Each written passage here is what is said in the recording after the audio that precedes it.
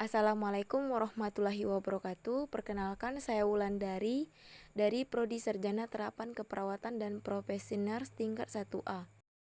Di sini saya akan membacakan sistem reproduksi wanita, siklus menstruasi dan kehamilan. Siklus menstruasi, hormon FSH, Follicle Stimulating Hormone, memicu perkembangan folikel dalam ovarium. Ada beberapa folikel yang berkembang, namun hanya ada satu folikel saja yang dapat berkembang terus setiap bulannya. Siklus menstruasi. Menstruasi merupakan proses pelepasan dinding rahim atau endometrium yang disertai dengan perdarahan dan terjadi secara berulang setiap bulan, kecuali pada saat kehamilan. Menstruasi yang berulang setiap bulan tersebut pada akhirnya akan membentuk siklus menstruasi. Menstruasi adalah proses luruhnya dinding rahim dan keluarnya darah dari organ kelamin wanita yang terjadi secara berkala dan terjadi pada wanita yang telah pubertas.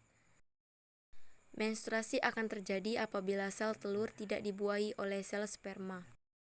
Fase siklus menstruasi ada fase menstruasi, fase fluviferasi, dan fase sekretori.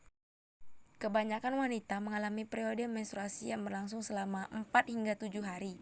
Menstruasi wanita biasanya terjadi setiap 28 hari, tetapi siklus menstruasi normal dapat berkisar dari 21 hingga 35 hari. Fase ovulasi. Masa subur atau ovulasi adalah suatu masa dalam siklus menstruasi wanita di mana sel telur yang matang siap untuk dibuahi.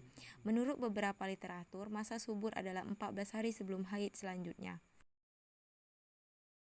Fase proliferasi. Sampai ke hari 14, endometrium mengadakan proliferasi. Luka bekas menstruasi tertutup kembali oleh epitel selaput lendir.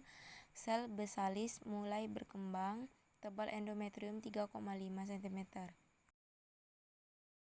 Fertilisasi adalah sebuah proses penyatuan kedua sel gamet yang terdiri dari sel telur wanita dengan sel sperma dari laki-laki. Fertilisasi atau pembuahan. Sel telur atau ovum yang telah masak akan dikeluarkan ovarium menuju rahim. Proses pelepasan tersebut disebut ovulasi. Dalam perjalanan ke rahim, bila ovum bertemu dengan sperma di saluran telur atau tuba Fallopi, maka ovum akan dibuahi oleh sperma. Proses pembuahan tersebut disebut fertilisasi. Hanya satu sperma yang akan berhasil masuk ke sel ovum. Kemudian inti sel sperma akan berlanjut dengan inti sel ovum. Ini adalah perjalanan sel sperma menuju sel telur. Fertilisasi atau pembuahan. Hari pertama, sel tunggal atau zigot. Hari kedua, hari ketiga, 4 sel. Hari keempat, 16 sel. Hari kelima, blastokista awal. Hari ke-6 sampai 7, blastokiska tahap akhir.